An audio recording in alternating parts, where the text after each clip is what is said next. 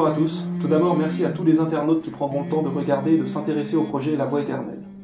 Pour commencer, nous aimerions bien préciser que cette série n'a en aucun cas le but de critiquer ou de rabaisser le mode de vie de chacun, mais plutôt de l'améliorer en faisant comprendre l'unique réalité de ce monde, en dévoilant la vérité à partir de différentes preuves.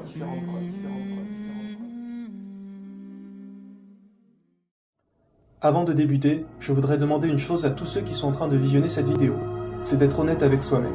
Car on ne peut accepter des faits si avant même de commencer on se dit « Non, je m'en fiche, peu importe ces preuves ou ce qui va être annoncé, je n'y croirai pas ». Pour pouvoir en tirer la meilleure conclusion et faire le meilleur raisonnement possible, il faut avoir l'esprit critique et ouvert et se dire « Bon, est-ce que ce que je viens de voir a du sens ou non? Est-ce qu'effectivement, il y a des choses auxquelles il faudrait se poser des questions ?» Donc pour résumer, essayez du mieux que possible de ne pas vous braquer et d'être ouvert au maximum sur le sujet. Nous allons donc aujourd'hui essayer d'expliquer si l'univers qui nous entoure peut être le fruit du hasard ou s'il y a un créateur derrière tout cela. Si aujourd'hui vous voyez un tableau avec écrit par exemple un poème dessus, allez-vous en tirer la conclusion que ce tableau est arrivé par le hasard? Non, vous allez vous dire qu'un peintre l'a forcément réalisé. L'encre ne s'est pas mise toute seule dessus et a créé des rimes, des phrases. Il a forcément fallu quelqu'un avec un pinceau pour peindre et faire ce tableau. Celui-ci n'a donc pas pu arriver par chance. Il a fallu une intelligence pour bien mettre les lettres les unes à la suite des autres pour que le poème ait du sens. Aujourd'hui, la science explique que le fonctionnement d'une cellule humaine est plus compliqué que le fonctionnement d'une grande ville. Les scientifiques sont incapables de créer ne serait-ce qu'une seule cellule fonctionnelle, et le corps humain en possède plus de 50 milliards. Comparé à un simple tableau, une cellule est infiniment plus compliquée. Alors comment peut-on dire qu'une cellule a pu arriver par le hasard, quand on est sûr qu'un simple tableau n'a pas pu l'être? Si l'on vous dit qu'un jour, on a vu une maison se fabriquer toute seule, les briques se mettent les unes sur les autres, la peinture, le toit, vous allez dire que c'est impossible. Il a fallu de nombreuses personnes pour la créer, comme un plombier de manière à ce que chaque tuyau amène l'eau dans les robinets, un électricien pour que chaque câble amène de l'électricité à chaque ampoule, etc. Il a fallu une intelligence pour créer cela, parce que le hasard ne crée rien. Si l'homme n'avait jamais existé, la planète Terre aurait-elle construit toute seule par coïncidence des maisons, des voitures ou bien même des routes? Non, car comme je l'ai dit précédemment, il faut absolument qu'une intelligence soit impliquée, car le hasard ne crée rien. Et pourtant, toutes ces choses qui nous paraissent compliquées, comme les avions, les ordinateurs, où nous savons qu'ils ne sont pas arrivés tout seuls, ne sont rien comparé à la nature elle-même. Aujourd'hui, nous sommes incapables de créer ne serait-ce qu'une fourmi. Alors quand on voit toutes les espèces d'animaux sur Terre, comment ont-elles pu arriver par le hasard quand on sait que le plus simple des objets tel qu'un stylo n'a pas pu arriver par chance? Pour faire ce stylo, il a fallu faire fondre de plastique, le mettre dans un moule, créer un tube, mettre de l'encre dedans, etc. Alors comment un être humain aussi compliqué qu'il soit a pu être arrivé par chance? Certains disent que c'est dû aux milliers d'années qu'il a réussi à s'adapter et se faire tout seul. Mais reprenons le simple exemple du tableau. Si vous trempez vos mains dans de l'encre et vous en balancez sur un tableau blanc, est-ce qu'un jour vous obtiendrez des phrases, des mots, des paragraphes ou des rimes? Non, bien sûr que non. Vous obtiendrez toujours des tâches. Quel que soit le temps que vous y passerez, vous pouvez le faire pendant des millions et des millions d'années, le résultat sera toujours le même. Vous n'aurez seulement que des tâches. Pourquoi? Pourquoi n'aurez-vous jamais de phrases? Parce que balancer de l'encre par hasard sur un tableau ne donnera jamais un poème. Il faut toujours qu'il y ait une intelligence impliquée. Nous pouvons le faire avec n'importe quel objet. Prenons par exemple tous les matériaux d'une voiture, un volant, des pneus, etc. Si je vous dis qu'une rafale de vent a posé chaque pièce au bon endroit, le moteur, les vitres, tout pour que le véhicule se fasse et fonctionne, vous allez tout de suite savoir que c'est impossible. Idem si vous vous amusez à vous bander les yeux et à lancer les pièces les unes sur les autres pour tenter de les assembler. Lancer un volant, un kit embrayage, des sièges, des portières, jamais une voiture se réalisera comme ça par chance. Il va falloir regarder attentivement, coller chaque pièce et relier les unes aux autres pour que tout fonctionne. Parce que sans le moteur, la voiture ne marche pas. Sans la boîte de vitesse idem, sans l'embrayage, la courroie, les pédales, le volant, les pneus. Eh bien c'est exactement pareil pour l'être humain. Sans le cœur, nous mourrons, sans le cerveau idem. Sans les poumons, l'intestin, l'estomac. Nous ne pourrons jamais survivre. Il faut que tout soit parfaitement bien conçu. Et là, nous ne parlons que d'un être humain. Que dire de tous les animaux, les plantes, les planètes? De plus que quand on voit que l'être humain avec un homme et une femme, à partir d'un spermatozoïde invisible à l'œil nu, va réaliser un autre être humain, quand on sait que les os sont quelque chose de solide et dur, et que pourtant ils vont grandir, imaginez la complexité d'un spermatozoïde et de l'ovule. La nature est bien plus compliquée que tout ce que l'homme a construit. Rien que l'eau est un miracle. Prenez une graine pour faire pousser un arbre. La graine à la base fait à peine 1 centimètre, n'est-ce pas? Et pourtant celle-ci va grandir et devenir un chêne ou un sapin de plus d'une dizaine de mètres. Juste avec de l'eau et la lumière du soleil. Il suffit juste de l'arroser et vous allez avoir un arbre. Vous pouvez prendre une brique, arroser-la autant que vous voulez, allez-vous obtenir un jour une maison? Ou même juste un mur plus grand? Évidemment que non. Cela prouve bien que la nature est des centaines de milliers de fois plus compliquée que ce que l'on construit. Et on sait très bien que ce que l'on construit tel qu'un immeuble ne se crée pas par hasard. Ni une caméra, une porte, un bateau, des lunettes, ou même un clou. Un simple clou ne peut pas arriver par chance. Alors soyons honnêtes, comment tous les animaux ont pu arriver par hasard? Si l'être humain n'avait jamais vu le jour, tous les objets qu'il a faits n'auraient jamais existé. Pourquoi? Parce qu'il faut qu'elles aient un créateur. Si un jour vous vous baladez en forêt et vous trouvez un mégot de cigarette ou un sac poubelle par terre, vous en arrivez directement à la conclusion que quelqu'un a fumé ici, et quelqu'un de sale a déposé ses ordures. Forcément quelqu'un a mis ces objets-là. Alors qui a mis tous les paramètres nécessaires à la vie dans l'univers? Nous savons que la Terre est à la bonne distance par rapport au Soleil. Si nous étions un peu plus près, il ferait trop chaud et l'on ne pourrait pas survivre. Si nous étions plus loin, cette fois-ci trop froid. Il faut donc que nous soyons suffisamment éloignés, sans l'être trop non plus, pour que la vie puisse s'y développer. Et nous sommes comme par hasard au bon endroit. Nous savons aussi que nous avons la bonne gravité. Si celle-ci était plus forte, nous nous écraserions sur le sol. Ou au contraire, si celle-ci était plus faible, nous flotterions dans l'air, et nous ne pourrions pas nous asseoir ou nous déplacer convenablement.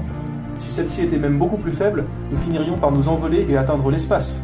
Mais non, encore une fois, la gravité est tout à fait convenable à la vie sur Terre. Quelqu'un a fait que nous avons la bonne proportion. Notre planète possède l'atmosphère pour nous protéger des astéroïdes. La Lune est à la bonne distance pour gérer les activités des marées. Cela commence à faire un peu trop pour le hasard, non?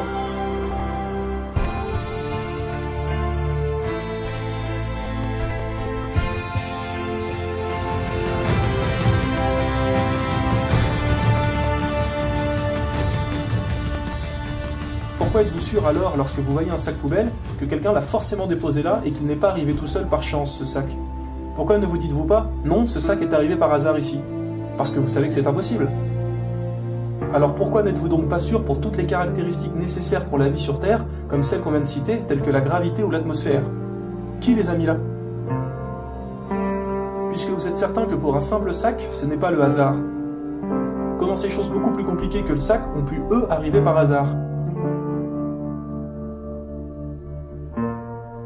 Si la masse de la planète serait trop faible, elle laisserait échapper les gaz tels que l'oxygène et nous ne pourrions donc pas survivre. Nous savons aujourd'hui que l'air que nous respirons est composé de 21% de dioxygène, 78% de diazote et de 1% de ce qu'on appelle les gaz rares. Si le dioxygène augmentait ou ne descendrait ne serait-ce que d'1%, nous ne pourrions pas le supporter longtemps et survivre. Il faut l'exacte proportion. Qui a encore une fois déposé cette parfaite proportion sur Terre pour que nous puissions respirer normalement? On n'y pense pas, mais on sait que sans manger, un homme peut vivre environ 1 mois, sans boire à peu près 3 jours, et sans respirer, c'est pas plus de 5 minutes. Il faut absolument qu'il y ait de l'air partout et à volonté, et que sa composition soit parfaite pour pouvoir permettre la vie. Et de plus qu'elle n'est pas seulement parfaite pour nous, mais qu'elle l'est aussi pour tous les animaux, les plantes. Qui a donc conçu tout ça? Comme c'est expliqué précédemment, et nous pouvons le faire avec toutes sortes d'objets, si vous trouvez un ballon de foot sur un terrain, vous savez que des gens ont joué ici et ont laissé leur ballon. Vous n'avez aucun doute là-dessus. Vous savez que le ballon ne s'est pas déplacé tout seul par magie et est arrivé sur ce terrain. Quelqu'un l'a forcément mis là. Alors qui a mis la terre au bon endroit? Si vous voyez écrit sur la plage un texte, vous savez que forcément quelqu'un est venu et l'a inscrit sur le sable. Ce n'est pas les vagues qui ont marqué ces inscriptions toutes seules. Encore une fois, il a fallu une intelligence pour noter cela. Alors qu'en est-il pour toutes ces variables? Qui a tout composé? L'oxygène, la distance Terre-Soleil, etc. Prenons les animaux. Par exemple le chameau. On sait que le chameau peut rester très longtemps sans boire une seule goutte d'eau. Il boit une fois et ensuite il peut attendre plusieurs semaines avant d'avoir besoin de boire à nouveau. L'animal est capable d'économiser l'eau dans son corps. Et comme par hasard, où se situe le chameau? Dans le désert, là où il n'y a pratiquement pas d'eau. Tout est parfaitement bien fait et tout cela ne peut que provenir d'un créateur, et non du hasard.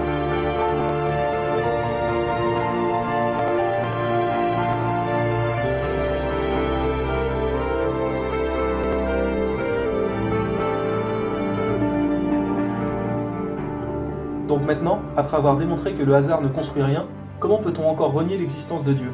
Quand on voit toutes ces merveilles qui nous entourent jour et nuit, les médecins expliquent aujourd'hui que nous avons un liquide dans le cœur et que s'il y en avait ne serait-ce qu'un tout petit peu plus, nous mourrions instantanément. Si la planète ne tournait pas sur elle-même et qu'une des parties restait face au Soleil, la face jour serait trop chaude et desséchée, et la face nuit serait très froide, gelée et conserverait toute l'eau sous forme de glace. Il faut que la planète tourne. Il faut que celle-ci soit aussi sur un orbite stable, sans parler des choses extrêmement compliquées et invisibles à l'œil nu, telles que les chromosomes, l'ADN, les molécules, etc. Comment toutes ces choses auraient pu arriver par chance? C'est absolument impossible.